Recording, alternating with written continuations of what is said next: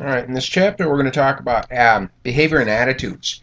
It's kind of a neat chapter because we're going to talk in two directions. Sometimes our attitudes, the things that we believe, are going to affect what we do, but very often what we do are going to affect what we believe. But there are also occasions when what we believe does not affect what we do, and what we do does not affect what we believe. So it's kind of an interesting thing to talk about behaviors. And what we believe. So first off, what is an attitude? An attitude consists of different things. It involves not just the behaviors that hopefully are the outcome, but they have a cognitive component, like a prejudice or something like this, is a form of an attitude. We'll talk about prejudice later on in more detail. Is a specific attitude, but you could have an attitude about anything. I hate broccoli. All right, there's a cognition to that. How does it make you feel when you eat broccoli? I feel yucky. Okay, what's your behavior? I avoid broccoli. Okay, love it. So this attitude consists of the emotional component, or the cognitive component, the emotional component, and of course the behaviors that it leads to. Okay. Three different antecedents to an attitude. Yeah, this is just a different image to say the same basic thing, the three components or three pieces. This is an interesting thought. Different types of researchers look at attitudes in different ways. A behaviorist, such as myself, might look at an attitude as something utilitarian. That is to say, it serves a function, serves a purpose. An attitude is something which allows us to successfully navigate the world and to deal with the things that life throws at us. Okay. From a cognitive perspective, an attitude just provides us knowledge. If anybody remembers their Piaget, the concept of what do we call them? Schemas. That an attitude in many ways is like a schema, in that it gives us an organizational structure on which to hang further knowledge or something, or a way to understand the world. An attitude is a way to help us to organize all of the stuff that's out there, something like that. From a psychoanalytic perspective, do I tell you how much I hate Freud? Whatever. From a psychoanalytic perspective, it's ego defense. An attitude, it's just silly. An attitude helps a person protect themselves from acknowledging those things that they don't want to acknowledge. I don't know. That's just a lot of shit. Humanistic psychologists would look at it as a value expression, a way to express important aspects of the self or something like that. So suffice it to say, attitudes do serve a lot of different roles. So there's some truth to all of it, I'm sure. However, look at this. Our expressed attitudes imperfectly predict our behavior. Okay, and this is pretty good. That we say we like, I hate broccoli. But you know what? Sometimes we eat broccoli. Why would we do that? Because there's 1,000 different things. Sometimes it's situational. I hate broccoli unless you smother it with cheese sauce, okay? Or I hate broccoli, but I'm meeting my new girlfriend's parents for the first time, and therefore, in order to make a good impression, I will eat the broccoli, okay? So attitudes and behaviors do not match each other. They just don't. There's a lot of different factors that influence whether or not an attitude will, in fact, predict behavior. Expressed attitudes are generally not good predictors of behavior. There are as many as 40 factors that mediate the relationship between attitudes and behavior. Yeah, the presence of cheese sauce, right? Or your girlfriend's parents or something. We can, and part of that is because we can only measure expressed attitudes. I can ask you, what's your opinion of your professor? And anybody who's ever taken a research class knows that it's a fault of all research of any kind. When you ask a question, all you're going to get is what somebody tells you. You're not going to necessarily get the truth, which is rough, because as a scientist, our job is to discover the truth of the world, not some truth which is edited by people, but that's what they do. So somebody will tell you what their expressed attitude is, or my opinion of my professor is, and they're like, well, I got to worry about, I really think he's a dick, but I'm not going to say, right? So all we can measure is expressed attitude. So we say an expressed attitude does not do a good job of predicting behavior. It doesn't, definitely some, but definitely not completely. And part of the reason is because an expressed attitude is not necessarily the same as a true attitude. Okay, so sometimes we say what we think others want us to say, but if you measure attitudes in a non-reactive way, there's another good experimental word, non-reactive. Reactive, in other words, reactive, before I go to non-reactive. Reactive is like, if somebody knows they're being watched, then they will edit their behavior accordingly. Okay, a reactive measure. Line 1, name. Line 2, how many drugs do you use, right? That's a reactive thing, because once you put your name on there, then all of a sudden, oh shit, I know I'm being watched, and I'm going to give you some kind of an edited truth. Non-reactive, in this little silly example, is the idea, no name.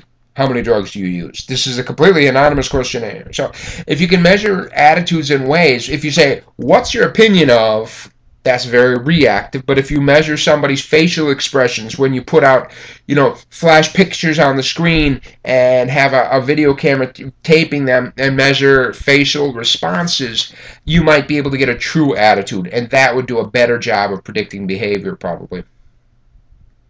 However, the principle of aggregation is this idea that like we said, there's as many as 40 different things that are interfering between or mediating the relationship between attitudes and behaviors. But the principle of aggregation, let's say very simple, if a baseball player has a 400 average, I really don't know what's going to happen when that baseball player goes up to hit the ball, but I do know that if I was able to watch that baseball player 1,000 times, I could probably expect that he would hit the ball about 400 times, right? That's a general statement, and there's a general truth to it, I'm sure. And it's the same kind of a thing with attitudes predicting behaviors. If somebody has an attitude that they like parties, right? Does that mean I'm going to be able to predict that they will go to every single party they have an opportunity to go to? No. But it tells me if somebody's attitude is I like parties, that they will be more likely to go to parties than somebody or they will go to more parties than somebody that says I hate parties, okay? So it's just the aggregate that, so they do, right, across an aggregate.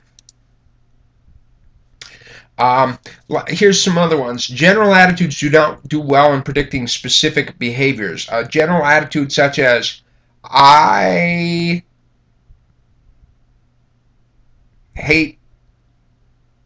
don't know. What's the general attitude for this particular occasion? I'm totally blanking out here. I love pie. Something like that, okay? So I have a general attitude. I love pie. This comes from my kids, by the way. Look up the pie song on YouTube. They just go crazy for the pie song. They'll play the damn thing over and over and over. Pie, pie, pie, pie, pie. Whatever. So I might have a general attitude. I love pie. But it might not do a great job of predicting my specific behaviors about eating pie, like pumpkin pie, because pumpkin's like a different kind of pie. And so maybe a specific attitude, my specific attitude towards pumpkin pie would be a much better predictor of my behavior about pumpkin pie than my general attitude about pies in general, if that makes any sense. Okay. The theory of planned behavior. I don't remember that screaming out as me as something interesting, but just because I don't think something is interesting and don't talk about it, doesn't mean you shouldn't perhaps look into it, because maybe for you it will be interesting. But that is my prerogative as a prof, is to skip whatever I say I'm bored with. Okay, that doesn't mean you don't need to know it. All right, it just means that I said I'm going past it.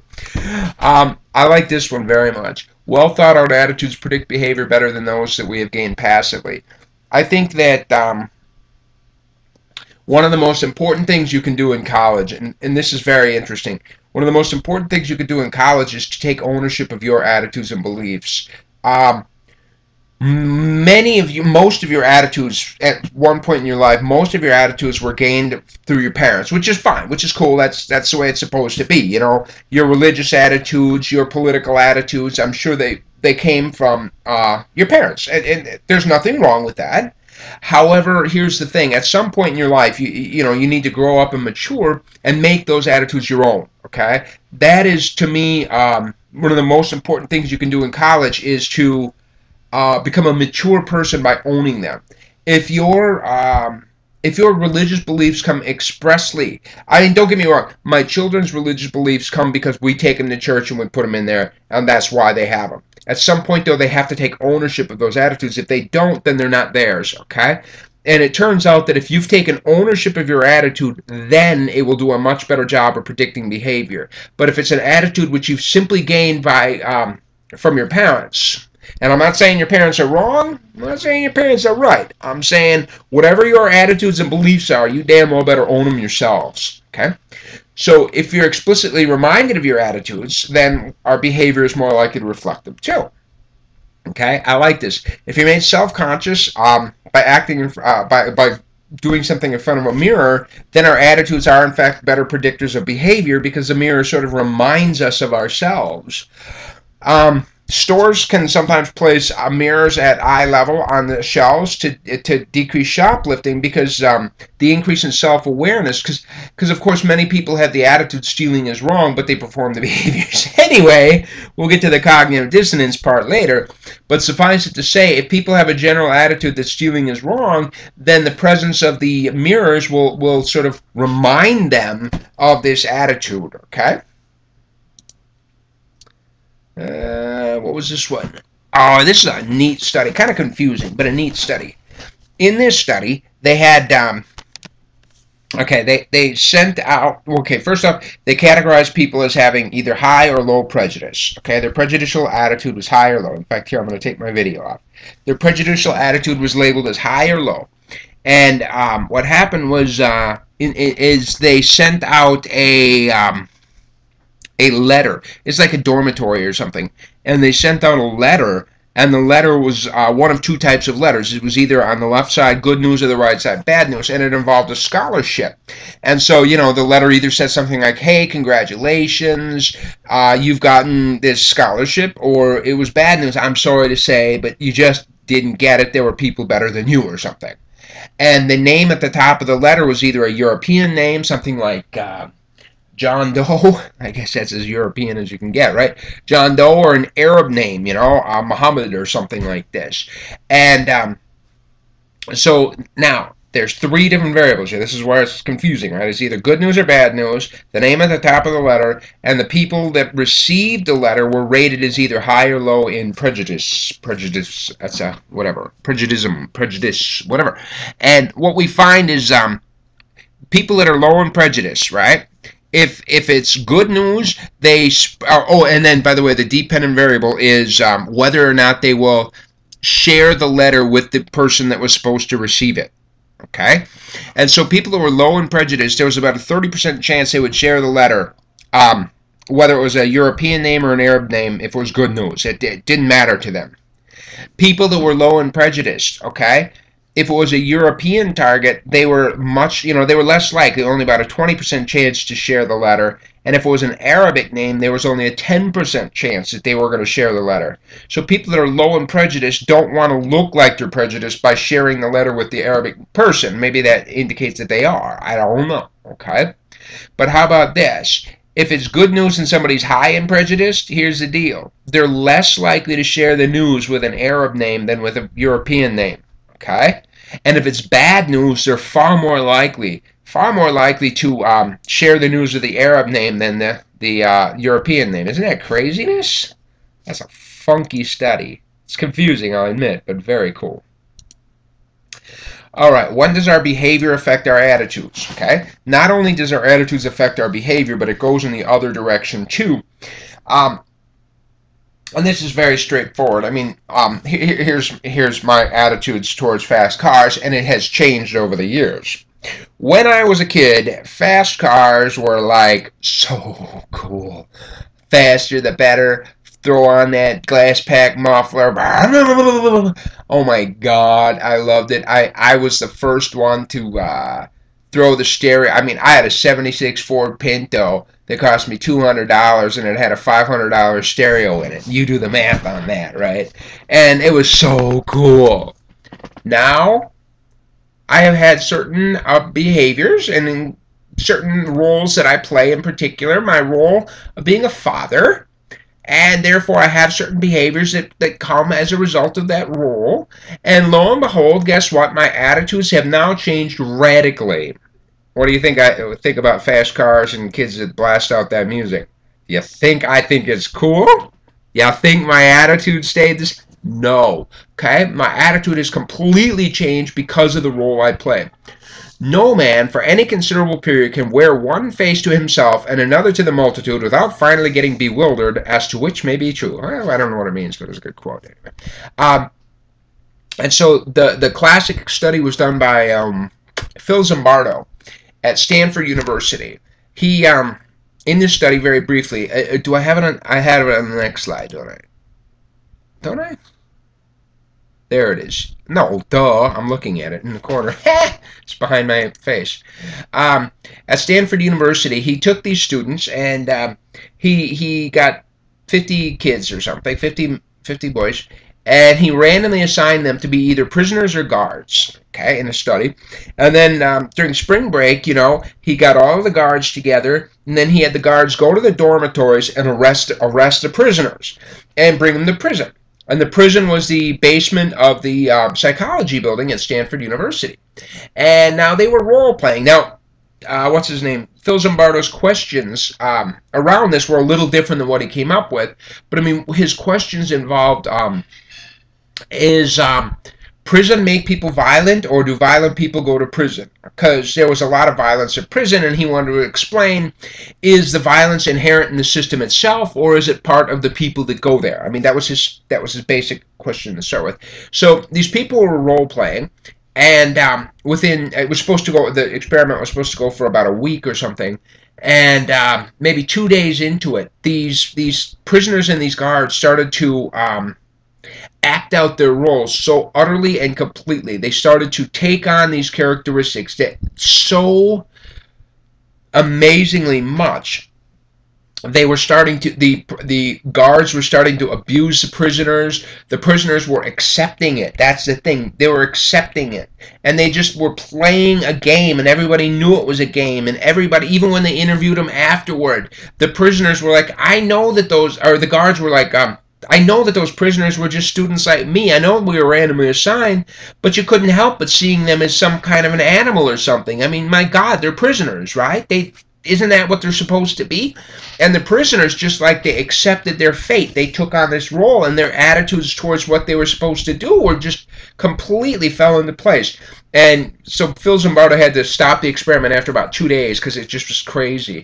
Then, of course, some number of years ago in Afghanistan, was it Iraq? I guess it was Iraq.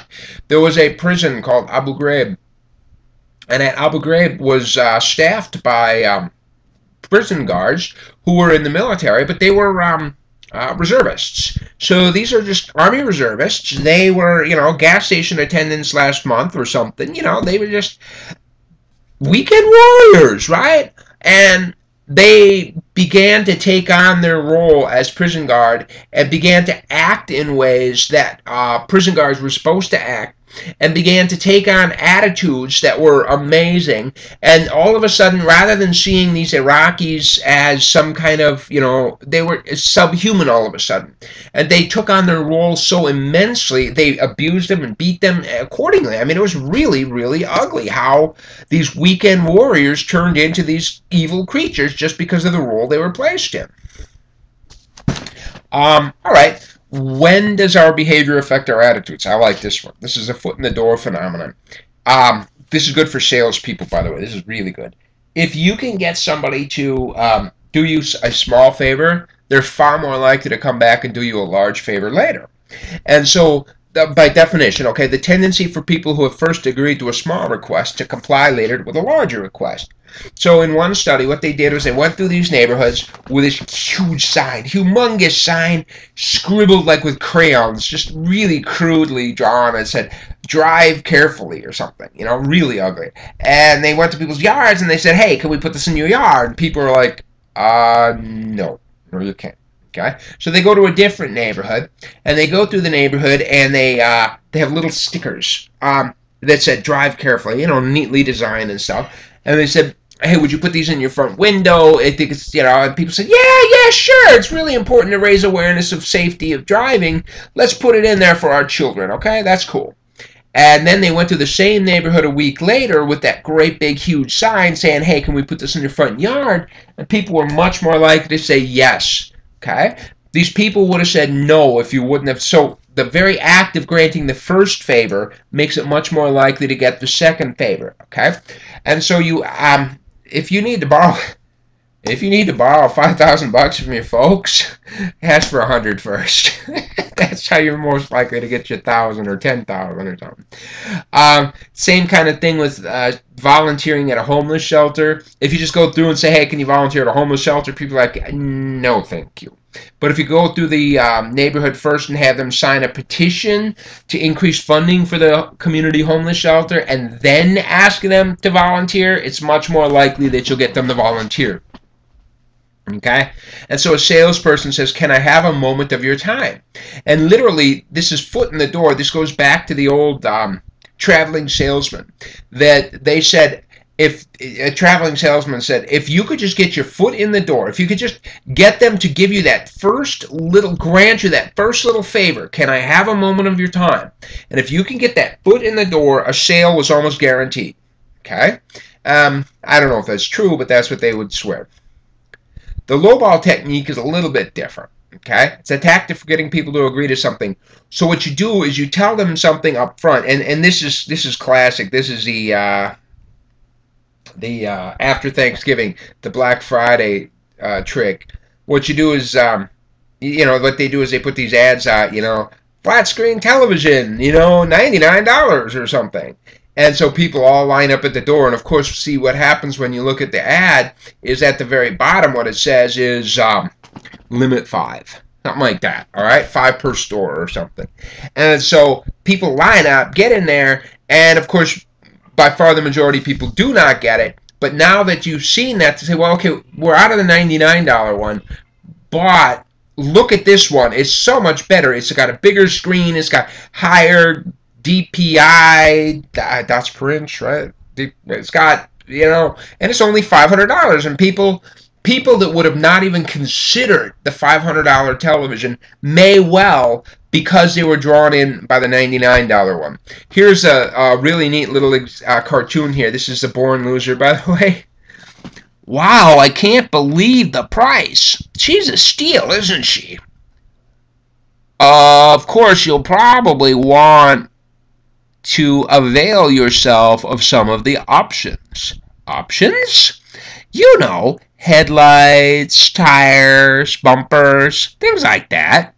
Okay? And so it's just how it works. I mean, they pulled that bullshit on me with my wife's car too. We had a price all laid out on paper, and then when I went out into the actual office to fill out the paperwork, then all of a sudden they were like, oh, yeah, there's optional glass coverage. There's optional tire insurance. And I'm like, tire insurance? Oh, yeah, one tire is like $400 to replace it because it's a self-inflating bullshit. And I rejected all of them, and boy, I'm going to regret it. I guarantee you that. But, they didn't tell me about any of that shit when I was talking about the price of the car. None of it. This is interesting. As a fact, we're more likely to hurt those people that we dislike. Our attitudes will predict our behaviors. If our attitude is, I hate this type of person, then we're more likely to hurt that type of person. But we also come to dislike people that we have hurt. Okay? Now, the most obvious is, of course, prisoner of war guards. Prisoner of war guards, they don't volunteer. The majority of them, like the German prisoner of war guards, the majority of them were just butchers last week. They had no desire to be in the military. They were forcibly put into the military, and then they had no problem. They had Mrs. What's a Jewish name? What am I thinking? I can't even think of No, I don't know, whatever. I can't even think of a Jewish name off the top of my head. Whatever. So they had a Jewish neighbor, and they were fine with it, and they were cool. They had no problem with Jewish people, but now they're placed in the role of prisoner of war guard, and they're required to hurt these prisoners. That's just part of what they're required to do. It's part of the job. And lo and behold, they come to hate these people. They come to disparage them in amazing ways. If we harm an innocent victim, in particular if we do so voluntarily, I mean anyway, but if we do so voluntarily, we begin to disparage the victim to justify the behavior. We're going to come back again to cognitive dissonance theory. When our behaviors and our attitudes do not match each other, we feel this thing called dissonance. Dissonance is this internal conflicting state. Wait a minute, this is what I believe, this is what I did. Oh shit, I can't change what I did, but if I modify what I believe, all of a sudden this dissonance goes away and I feel good again. Okay, we'll come to that towards the end of this slideshow. But even something like this could happen as simple like through peer pressure. Let's say, for example, there's one kid that gets picked on, and there's a boy, he doesn't like to pick on kids, but you know what? There's other kids around, there's peer pressure, he can't help himself. He begins to pick on that kid too. Last week he didn't have any problem with him, but now he hates him. Why does he hate him? Because he picked on him, right? He hurt him, and now he doesn't like him. But it works the same way, by the way. If you do something positive for people, if you do somebody a favor, you begin to like them more. And that's kind of crazy. I would think if somebody did me a favor, I'd like them more. But it works the other way too, all right? Works in both directions. The act of saying the pledge... Oh, here. Behavior affecting attitudes again. The act of saying the Pledge of Allegiance every day leads to patriotic beliefs in children. It does. I mean, it just... very quickly, just the act of doing it. This is why at some point we're going to talk about cults and stuff. And cults are going to take this to the extreme. Brainwashing. Oh, here you go. In fact, brainwashing is an extreme case of this phenomenon. There's been some American soldiers that have come to believe in communism was a good thing, and it was because all day long, what they did in when the North Koreans during the Korean War, when the North Koreans captured the American soldiers, they had them go every single day. When they were prisoners of war, they didn't just go to prison. They spent all day long in a school being taught about communism and communist beliefs. All day long, they had to go to school. And some soldiers, after doing this all day long, every day for a couple of years, actually completely and utterly internalized these ideals. So why do our actions affect our attitudes? And here's where one of them is going to be cognitive dissonance theory. Okay, I'm gonna put them out there. I mean, I can't read this slide very well. Self-presentation, self-justification, and self-perception. It's that middle one that's going to be cognitive dissonance theory. But let's talk about all three of them, at least to some degree. Self-presentation. The act of expressing oneself and behaving in ways designed to create a favorable impression or an impression that corresponds to one's ideals. We already talked about impression management in a previous chapter. This notion that we don't necessarily put forth who we really are. Remember we said when other people are around, we become a different person. Remember, if your nose itches and there's nobody around, up it goes. If your nose itches and there's other people around, right? Something really polite like that. And that's really what impression management is. You don't want to give people the impression that you're nasty, right? All right. We believe that making a good impression is a way to gain social and material rewards, and nobody wants to look stupid. If I'm acting in this way, it would be foolish for me to not believe that. I must have an attitude to match the actions that I've just demonstrated, or I will look foolish. This is the big one, though, self-justification. Our attitudes change because we are motivated to maintain consistency among our cognitions. Okay, as I said, well, here, let me quick read this. Tension, cognitive dissonance is a tension state. And this is, by the way, this goes back to general theory of motivation. I want to say that that one extra slideshow I put together there about motivation. In fact, going back, I mean, take your brains backwards here. Hunger is an internal state which is uncomfortable. It is we are motivated to reduce that uncomfortable and tension state, and so we perform behaviors to make that reduction occur. Thirst is the same thing. Okay, we can talk about almost all motivation as an uncomfortable internal state that we seek to reduce. Okay. Some researchers call these drives. Hunger is a drive, thirst is a drive, something like that. And so we have these uncomfortable internal states. And so just like hunger is an uncomfortable internal state that we seek to reduce, cognitive dissonance is also an uncomfortable internal state that we seek to reduce. Cognitive dissonance arises, this uncomfortable internal state arises when what we believe and what we do don't match each other. If the two don't match each other, say, I'm a good person, but I just made fun of John. But I'm a good person, but I just made fun of John. But I'm a good person, but I just made fun of John. Maybe I'm not that great a person, okay? Or maybe John's really doesn't deserve me to. Maybe John's a bad person and really deserved it. Or, you know, there's a lot of ways to reduce that dissonance, okay? We'll talk about some of them. But suffice it to say, when our actions and our attitudes don't match each other, we're motivated to reduce that uncomfortable tension state inside of us, this cognitive dissonance. For example, dissonance may occur when we realize that we have, with little justification, acted contrary to our attitudes or made a decision favoring one alternative. Yeah, whatever. If you want to buy a man's beliefs, let me try to give this. This is a classic study. It is, it's not as pretty as you could have set up, but it was the original. Okay, so they have people come into an experiment. And this experiment is really boring. For an hour, what you're going to do is you're going to sit there and you put screws in the little board and just twist them in there. And then when you get to the end of the board, you're going to unscrew them. And then when you've unscrewed them all, you're going to screw them back in for an hour. I mean, incredibly boring. They get to the end of the experiment, and I don't remember all of the details, but I'll do what I can do here. They get to the end of an hour, and then you know, just as the participant is about to leave, they say, "Oh my goodness! Oh, you know, my research assistant is running late and can't get here. I'd like to hire you to be my research assistant for the next participant."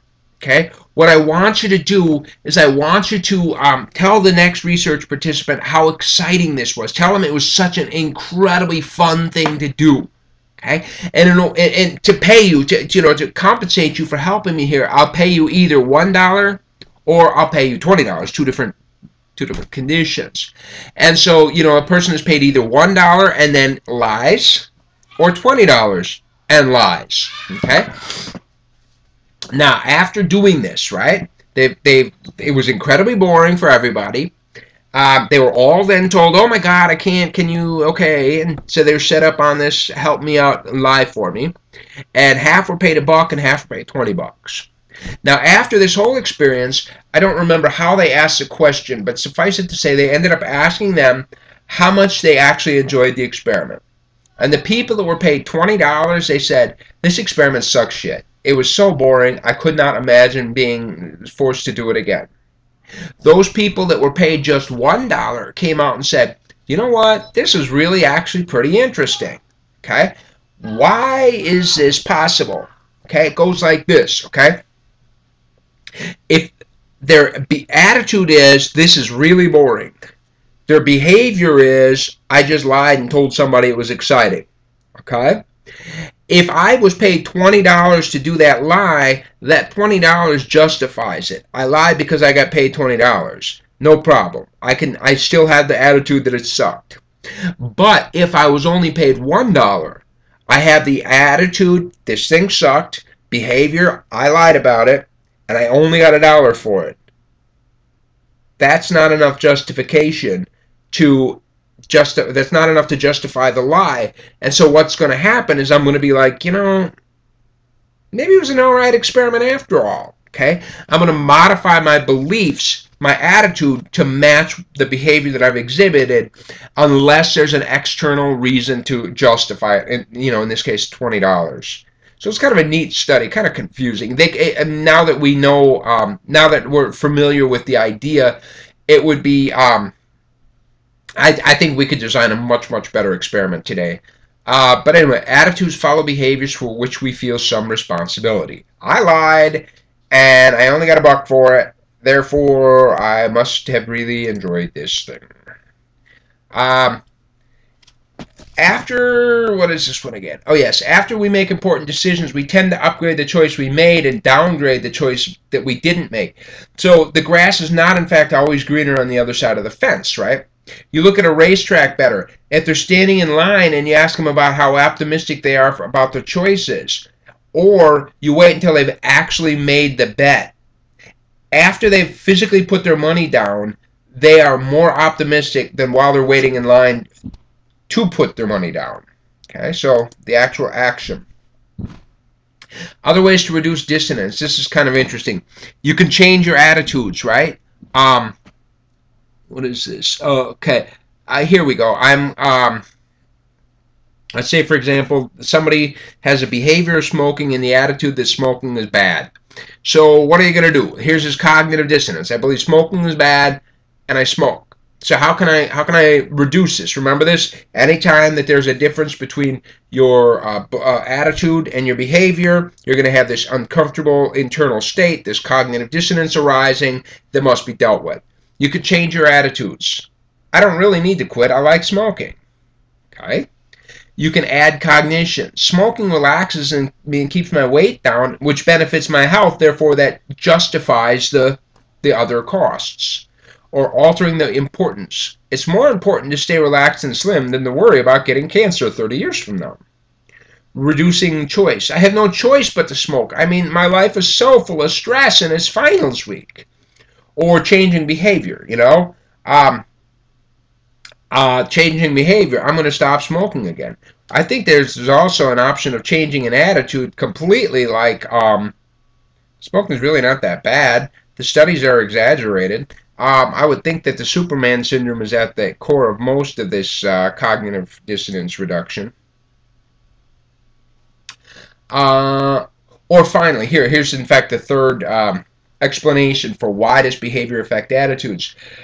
Remember attribution theory. In attribution theory, we see, I believe it was Tabitha. Tabitha comes in the door, and she's late, and so we automatically make attributions. I know each one of you say, "I'm not judgmental." Bullshit, you're judgmental. All right, you are very judgmental. We're all judgmental. So Tabitha comes in late, and we're gonna make a judgment about. We're gonna attribute her behavior, make a judgment, and attribute it to one of two things. Remember, who Tabitha is as a person, or the situation that Tabitha finds herself in. And remember, we had said that, there's a variety of things. The fundamental attribution error is to make the sin of making the sin of over-assuming that Tabitha's a bad person and ignoring the fact that the situational factors involved.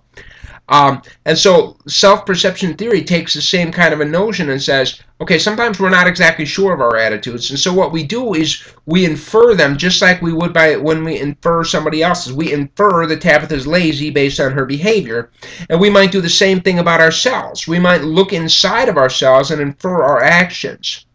William James proposed that emotions are nothing more than inferring our internal beliefs and attitudes, our internal emotions in this case, by observing our actions. We're happy because we smile. Okay? We smile, we realize we're smiling, we turn inside and go, I must be happy. That must be the reason I'm smiling. Okay? And lo and behold, here's some classic studies. They did one here where they take people and they give them cartoons to read, right? And they ask them, how funny are these cartoons? Half the people, they had them put the pen, in between your teeth. And by doing it, it forces out the corner of your mouth. See? Ha! And it simulates the act of smiling.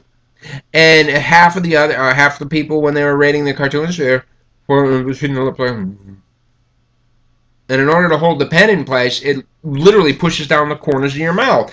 And so, lo and behold, if you are smiling while watching these cartoons or reading these cartoons, you will think they are funnier than if you are, right? And it's kind of crazy how we would do that. But according to William James, the very act of smiling leads us to infer that we're happier or we have a better internal state. And there's definitely a truth to it. William James is famous for a lot of things, but one of the things he was famous for was his severe clinical depression, which he successfully navigated by the his simple solution was just smile. That's it. If you feel depressed, just run around with a smile. And he says, yeah, you're right. At first you're faking it, no problem. But guess what? Pretty soon, you start to feel it. You start to believe it. Not only that, but not only do you read your own smile and infer that you're happy, but when you have a smile on your face, other people treat you differently, which also feeds back into your emotional state. Okay? And so, lo and behold, they do smile training for the Asiana airline stewardesses here. That's cute. Unnecessary rewards have a hidden cost. I like this one. You know, if your kid likes playing with magic markers or something, I mean, what kid doesn't? You know, likes to draw pictures.